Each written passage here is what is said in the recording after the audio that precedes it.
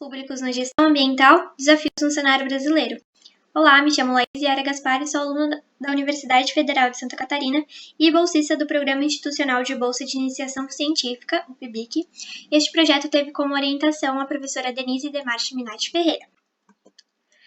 Em virtude da crise ecológica que a sociedade enfrenta, reflexões críticas referentes ao modelo de desenvolvimento adotado pelos países e a forma como eles lidam com as questões ambientais têm ganhado força. O intenso conflito existente entre o crescimento econômico e a gestão ambiental é um dos maiores problemas enfrentados, visto que a busca pelo enriquecimento imediato é tido como prioridade, para posteriormente lidar com as consequências e tentar amenizar e reparar os danos ambientais.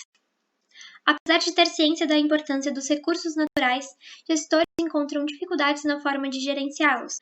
A metodologia tem caráter descritivo e quantitativo, utilizando a técnica documental, e os dados utilizados são secundários obtidos em websites de órgãos oficiais, devidamente inflacionados pelo IPCA, compreendidos nos anos de 2014 e 2019. Foram obtidos dados de 5.570 municípios, 26 estados brasileiros mais o Distrito Federal e os dados financeiros da União. Lembrando que o desempenho verde dos municípios foi obtido por relação quociente entre os gastos totais realizados pelos municípios e os gastos com gestão ambiental.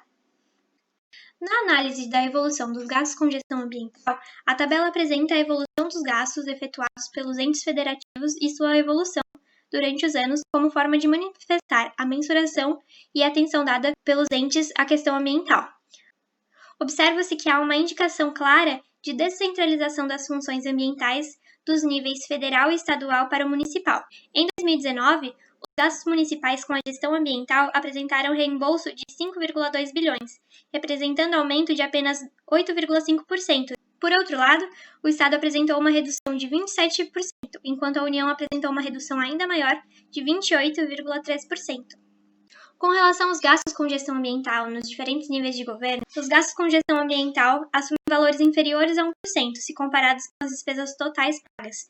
Já o desempenho verde segregado por região pode ser aprofundado em relação à análise da participação dos municípios na função ambiental. O estudo aponta que as desigualdades regionais impactam na heterogeneidade dos gastos em gestão ambiental. Apesar da região sudeste ser a que gasta mais em gestão ambiental, a região sul aloca um percentual maior de seu orçamento para lidar com estes problemas ambientais.